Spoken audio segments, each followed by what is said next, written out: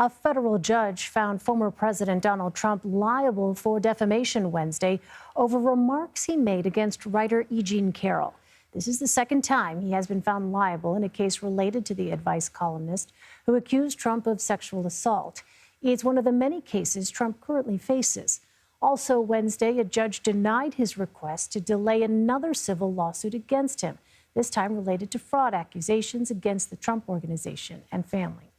CBS News legal contributor and Loyola Law School professor Jessica Levinson joins me now. So, Jessica, let's start with the liable ruling Wednesday. Explain to us why the judge made this ruling without having a formal trial. Well, because the judge said we have had a formal trial on this issue, on the question of whether or not the former president is liable for defamation.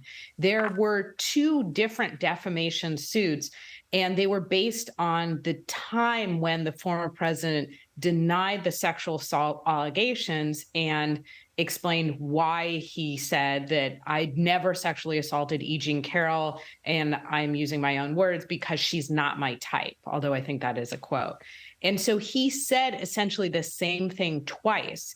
And what the judge today said is a jury has already found that the former president defamed E. Jean Carroll. And that was based on a finding that she was not lying when she said he sexually assaulted me. And we don't need to do that again. Essentially, that is binding on us.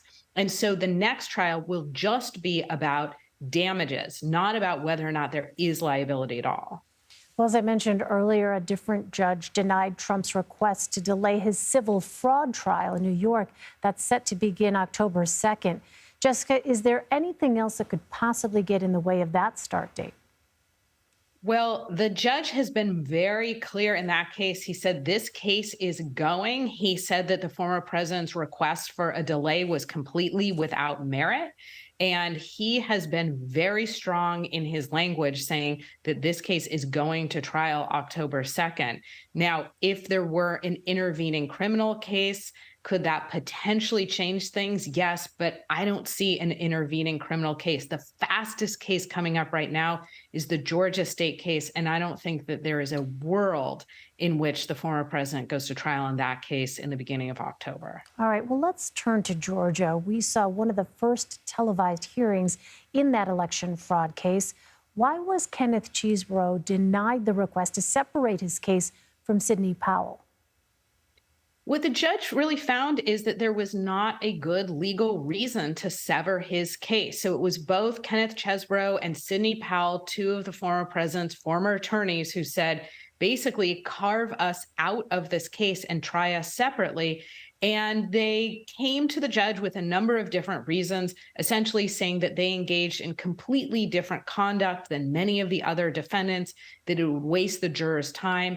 And the judge said, I'm looking at this multi-pronged test. I'm looking at the fact that the district attorney brought RICO charges, racketeering charges, which can sweep in a lot of different people for a lot of different actions. And the judge said, I do not see a legal reason to carve out these particular defendants and try them separately. So that is something that certainly other defendants who are thinking about trying to ask for their cases to be severed will be looking at carefully today, listening to his reasoning. Right. Mark Meadows requesting to sever his case as well, move it to a federal court. So could Wednesday's ruling indicate anything about how that request or any others by the 19 co-defendants may go? So I think yes and no. As you mentioned today, when it came to Chesebro and when it came to Sidney Powell, that was all about staying in state court, but severing those cases from the other defendants. Mark Meadows and others are asking for something different. They're saying we belong in federal court, move us up to a federal court. Frankly, I think because they believe that there will be better juries in the federal district court where this case would be tried.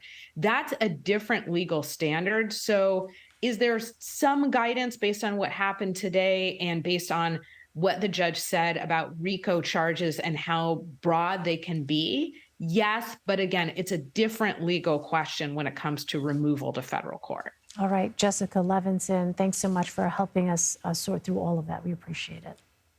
Thank you.